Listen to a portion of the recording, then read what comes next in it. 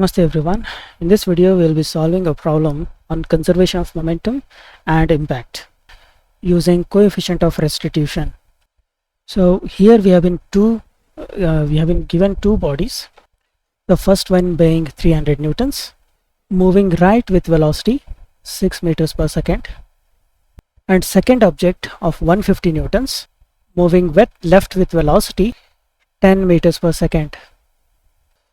They collide here like this about the center, and the coefficient of restitution at this point is 0.8, and then they start moving away from each other.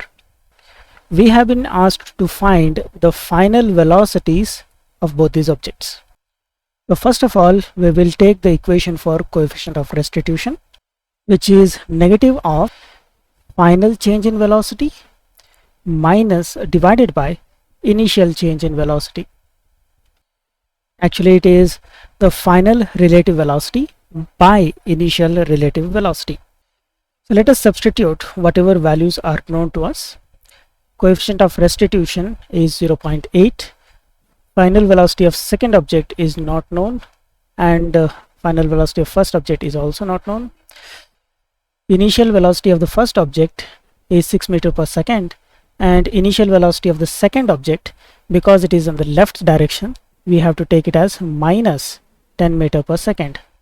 Substituting these values, we get minus 10 minus 6. Of course, the total value itself is negative,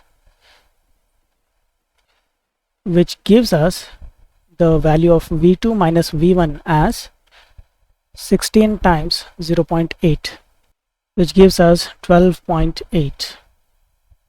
Now let's apply conservation of momentum.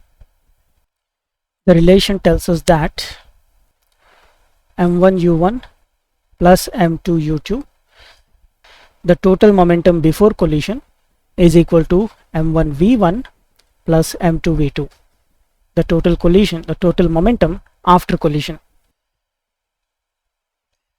Now here the mass m1 is 3000 by g, mass needs to be taken in kgs, and m2 is 150, that is also in newtons, so divided by g to get in kgs. Velocity u1 is 6 meters per second, and velocity u2 is negative 10 meters per second. Substituting all of these values, we get something like this. Now on both the sides we can take 150 by g common, which leaves us 2 into 6 plus 1 into minus 10 on the left side, and on the right side as well, if we take it common, we are left with v1 into 2 plus v2. So now these values get cancelled and we are left with very simple equation.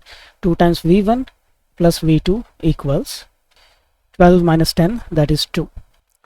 Now we need to take these equations, equation number 1 and equation number 2, and solve them. So I have written them both over here for simplicity. Now we can use the substitution method in a very easy way. So v2 value we get 12.8 plus v1.